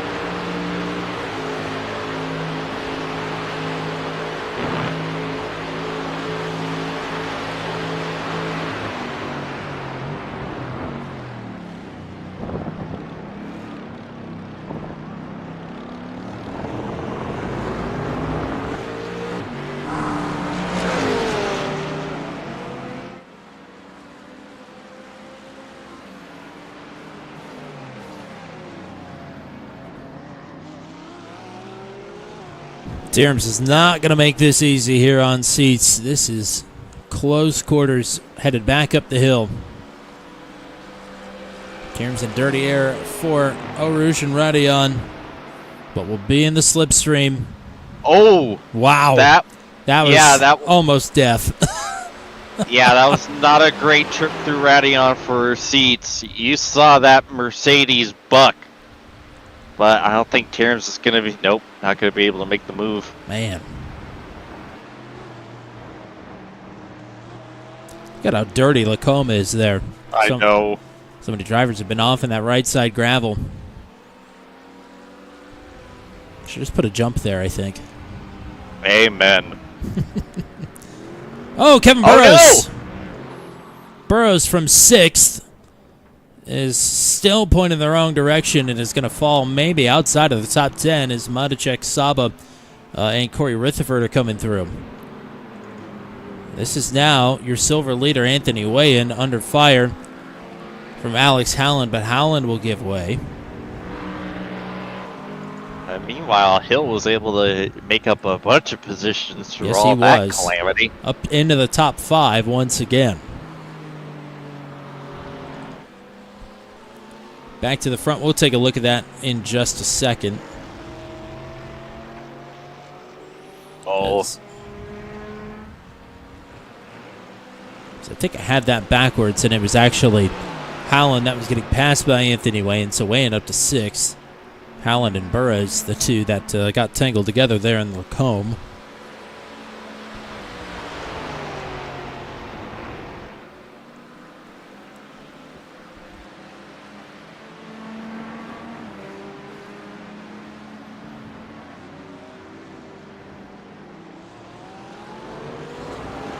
Seats is a pro's pro. He's done this, been in this spot many a time.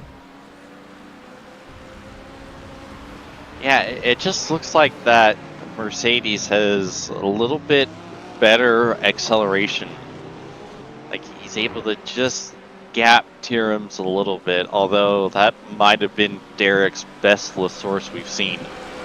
But even still stretches out to a car length come entry of Eau Rouge.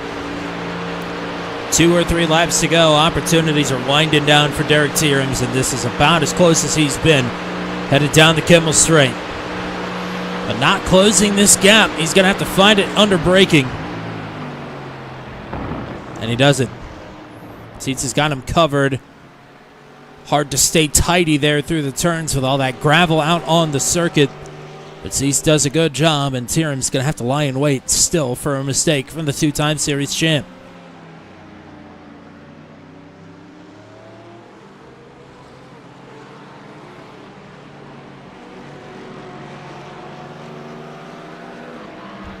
Two minutes 17 is the number we're looking for at the line to see if we've got 2 more laps or 1 more lap. I'm thinking it's going to be awfully close.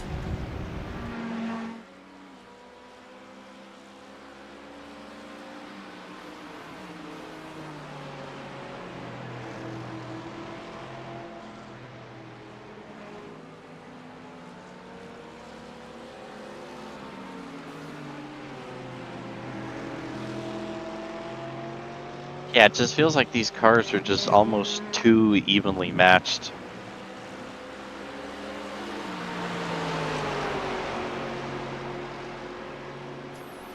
Anthony Wayan still 8-second advantage over Joshua Monacek and a car between them.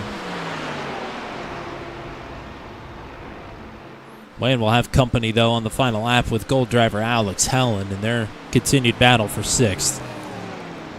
I'm thinking we're just going to sneak across the line here in time for a 2 to go.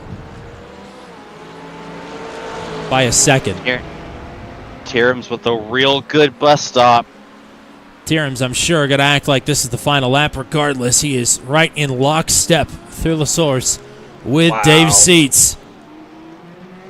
And it's not going to get much closer than this. If ever there was an opportunity, Tierms needs to execute, but he might have a shot at it.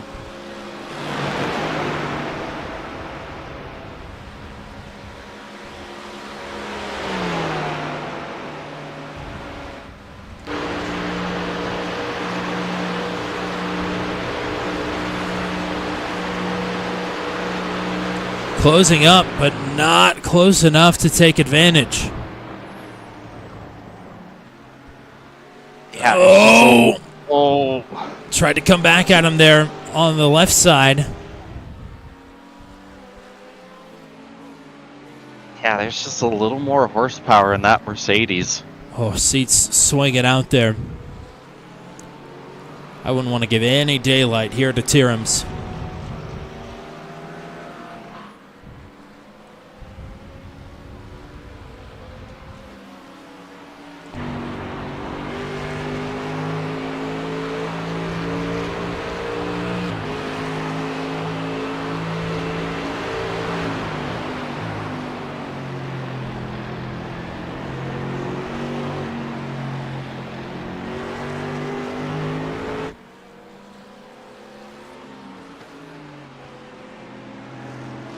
just anguishing for Derek Tierens. He's so close.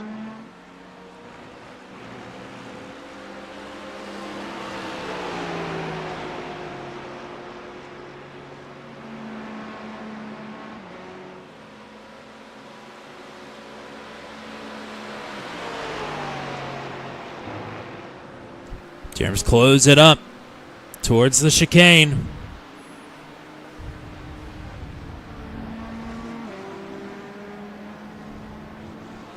Seats has got him covered to the stripe.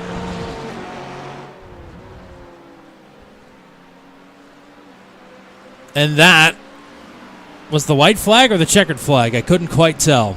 I'm still seeing intervals. White to me. Yeah, it looked white to me. This is Tierens' last shot.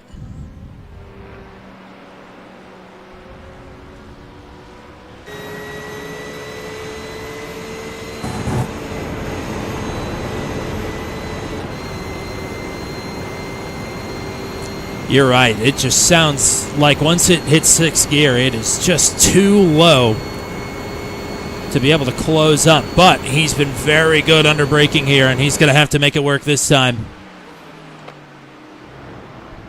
Seats needs to keep this car as far to the left as possible. Good drive for Seats. Very well done. It's not over yet. Tierens into that wider line there that Seats has been rolling these last few laps. Kicking up gravel. Yeah, Seats a little farther off on No Name, but not enough to give Tierens any sort of advantage.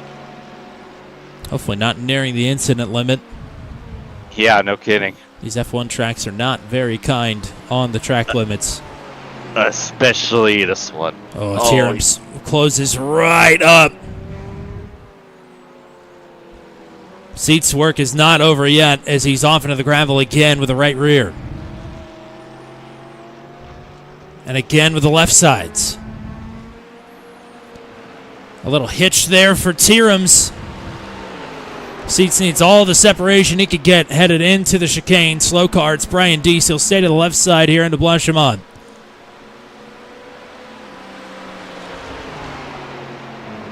Tierens closing. What will he do for the race win? Into the final 2 turns, the checkered flag is waving. Not close enough to make it happen. He gave it everything he had. Tierens will come up short, and Dave Seats will hang on for win number 2 on the season. Seats wins a thriller here at Spa. Tierens in second. Johnny Alford, the bagman, will bring it home on the podium for the second race tonight. Brody Gunter in 4th. Christopher Hill rounding the final turn will round out the top 5. And Anthony Wayan with a silver sweep here tonight at Spa. He wins the dash and the feature, 6th overall.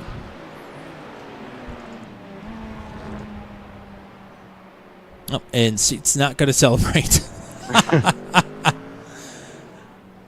Well, we promised a replay earlier from the Alex Howland and Kevin Burrows incident. Let's take a look at that. This is Howland with a run. Just a little bit wide there. That wasn't the most egregious that we had seen up to that point. No. That's certainly par for the course there in Lacombe. Absolutely. We've seen it countless times, both on the sim and in real life. Wow. What a what a 40 minutes at Spa that was. Put that one down as one of the more entertaining races we've had with the ASRL Sports Car Championship here on the Turn 200. Still waiting for the last couple of cars to cross the start-finish line. I believe Joshua Rutherford, Mike Hamill, and Rick Thompson will be the last 3 to do it. And then we'll be able to get to your full finishing results here momentarily. And we'll see who actually comes to the interview train. Sometimes drivers skip out on us.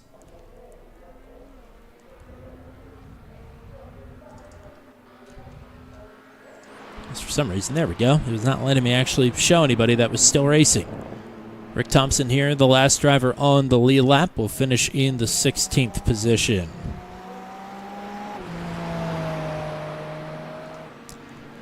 So there we go. Full finishing rundown here for the 40-minute feature. A very entertaining 40 minutes at that here from Spa-Francorchamps.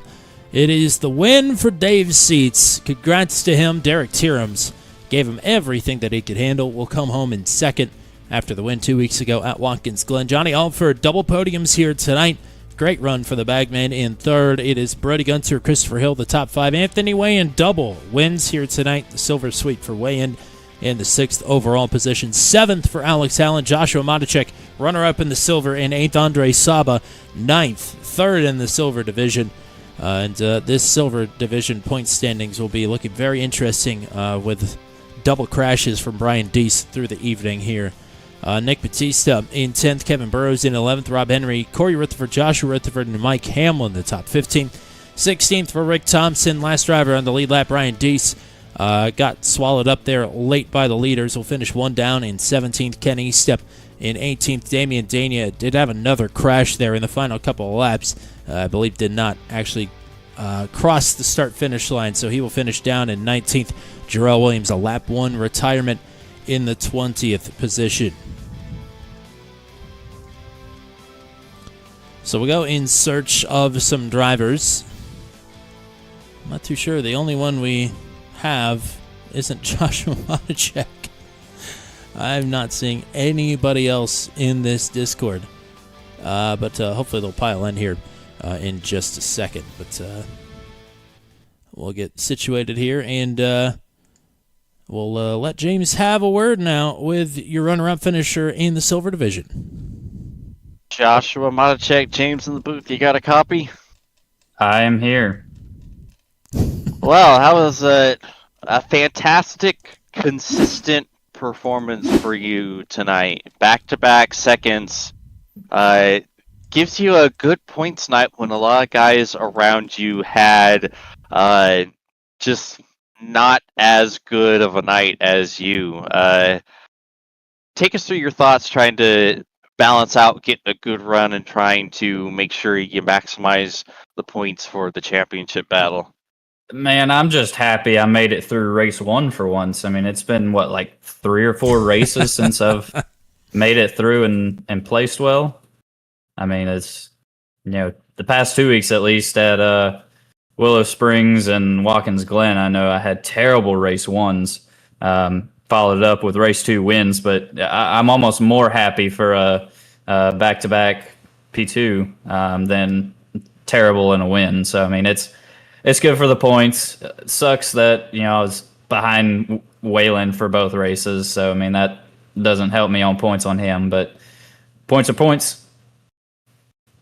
Yeah, and we saw you get side by side with someone, and you ended up in the gravel. I couldn't tell quite who it was, though. Take us through that incident there towards like the mid part of the feature.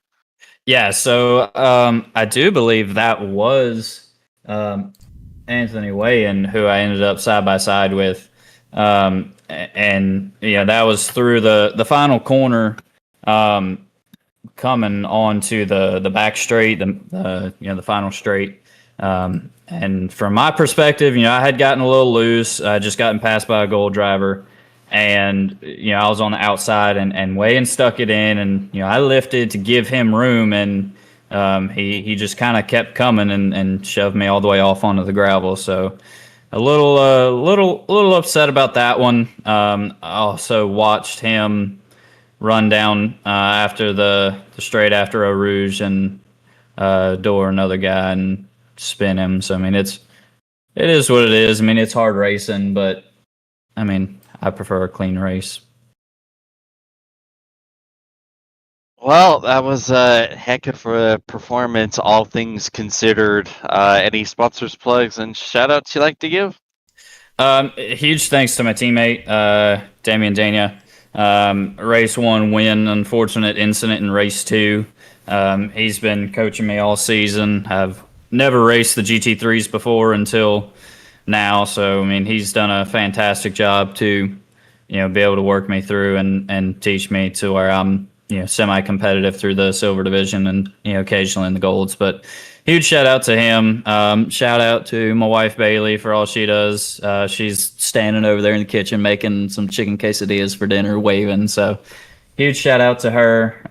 Shout out to my parents, always watching, and y'all up here in the booth. I know what all goes into it, and all on that side. So huge shout out to y'all for sitting here and watching us run around in circles for a couple hours. Alrighty, well, we appreciate you, Joshua, and hopefully we're talking to you again next week. Yeah, hopefully so. See you. Talk to you tomorrow. That's right. I'm excited for that championship race tomorrow night. No Anthony Wayand and Derek Tierms, who we hardly ever get to talk to here. Hopefully they pop in here momentarily, but we're going to go straight to the top of the overall standings, and it's great to get to talk to Dave Seats once again. Second win of the season, partner, and quite the entertaining race to say the least here tonight. Congrats on the win. Thanks, man. That was a fun race and an interesting race. Certainly was. You had your work cut out for you all race long there after picking up a few spots there on the first lap by hook or by crook. You found yourself right in the mix there with not only Kevin Burrows, but also Brody Gunter, who you've battled with many a time before. That's it was quite the battle at the front of the field. It was. I always try to race as clean as I can. I went back and took a look at that with Brody. It wasn't anything malicious. I had the nose in the corner, so I had the corner. But being on the dirty side of the track, I got a little too much ABS trying to trail brake in, and it just straightened a little bit. And Brody turned in trying to pinch me tight to the inside, and we kind of just met there in the middle. So glad he was able to continue on, but try to keep it as clean as I can.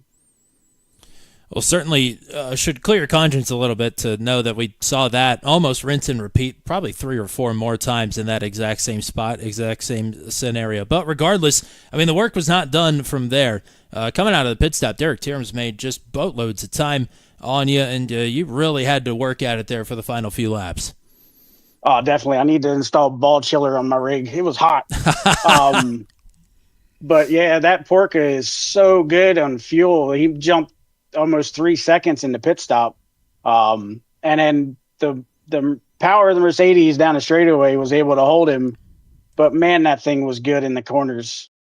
I just had to make sure that he couldn't get to, an inside run in the midfield, because then I would have had to try to battle back on the straightaways, which I think we would have been able to do. But, no, it was good racing with him. We kept it clean. He had a couple runs, but at the end of the day, the V8 in this Mercedes won out. We've made no bones about it. It's more rare this season that you've seen the checkered flag than you've actually made it back around to make one lap in the books. 2 wins on the season. I'm sure you're thrilled about that, but it's just nice to see you finish the races here the last few weeks. Man, you're preaching to the choir. This has been god awful season. There for a while, I wasn't having any fun. I was just going to go back to officials, because you try to race super clean, and you're racing, so there's always going to be incidents. But you try to be super clean, and then you just get railroaded race in and race out. And it was getting extremely taxing on my wanting to even race in this league. I like to be competitive, and if you can't even get around half the race to the checkered flag, you can't be competitive. So, but now 2 wins, I'll take them. This is Spa. This is my favorite track. So, this one counts as a couple. Well, there you go. Well, let's get some shout-outs in from the top step once again for you here after a fun one tonight. Yeah, I kind of forget how to do this. So thank you guys for, broadcasting, and the ASRL guys for putting on the show. And I do appreciate the admins and their hard work in trying to clean up the racing in the season, because it has gotten better. Those first half races were god awful. So it has gotten better since we went to the rolling starts and, a couple other things. So big shout out to those guys. And then the sponsors that we have on the cars this week are Limitless Motorsports, the team. You know, they're always there to help each other. Mishmash Gaming, Addie's Tool Sales, and can't forget my painter for Sign Graphics. He gives me great looking cars every week. It's a great looking car, and it looks a lot better on the top step at the end of the night. Congratulations. Go rest up. Go find your ball chiller, and we'll hope to talk to you again next week. Sounds good, man. Have a good evening. Dave Seats, win number 26 in the ASRL Sports Car Championship presented by Purple Haze Autosport. Unless something really drastic changes here in the next few weeks, I don't think he's in it for what would be a third championship in his career here at ASRL. But certainly happy to have him back up here in the booth more and more in the last few weeks and actually seeing the checkered flags of these races. You look at his average finishing position, is not at all representative of the immense talent that he brings to the table here in the ASRL Sports Car Championship. Regardless of all that, lots of incidents to be looked at tonight by Race Control. They're going to have a busy week ahead of them, certainly, after a wild one here tonight at Spa. That is kind of the game you play when you come here. It's fast, it's fun, there's great racing, but there's always incidents, and all the incidents tonight were very notable. Yeah, and, you're going to get that, especially at a place like Spa. Like, we all joke about how goofy things can get at this place. I call it the Daytona of sports cars for a reason. So yeah, you'll get that on those big time jobs. But despite that, we still saw some fantastically clean battles all throughout the night. Certainly so. And yes, thanks to the folks that come up and get interviewed at the end of the night. And thanks to everybody that hangs out with us through the course of the evening as well. Chat was popping off there through the course of the evening. Shout out to the Matacheck gang as always, Bailey and Robin. Shout out to Nancy for hanging out with us. Joshua Rutherford hopping in earlier in the chat. Thanks to Nate Seifker for sticking it out through the night as well. And who else was in here? Mex 1975 had some interesting thoughts. Appreciate you stopping by. And Damien Daniel hopping in the chat there in the final couple laps as well. Appreciated, partner. And thank you to anybody that was hanging out with us here tonight, whether you dropped us a chat or not. Greatly appreciate it. Drop us a subscribe if you would. I haven't said that in a long time, but we're trying to chase 1,000 subscribers. We're kind of stalling out a little bit as our broadcast schedule continues to dwindle. Regardless, we do have a couple of streams coming up for you, including tomorrow night. It is must-see TV.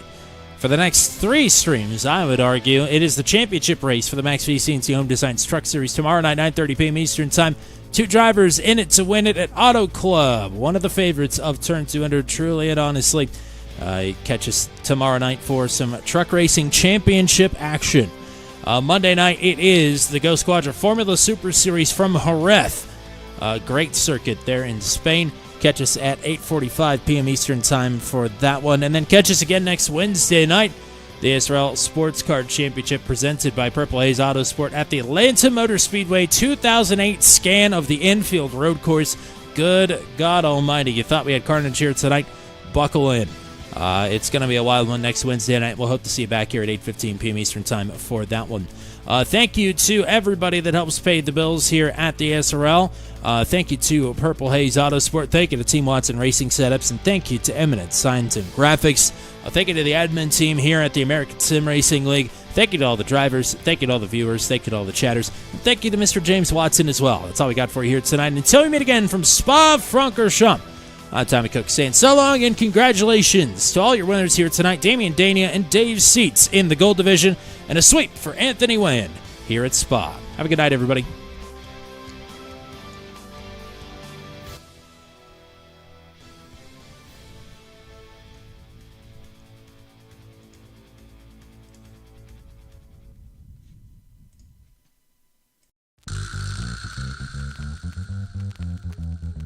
This has been a live broadcast on Turn 200. Be sure to hit subscribe and hit the bell to get notified of when we go live next. Thank you very much for joining us, and we'll see you again soon.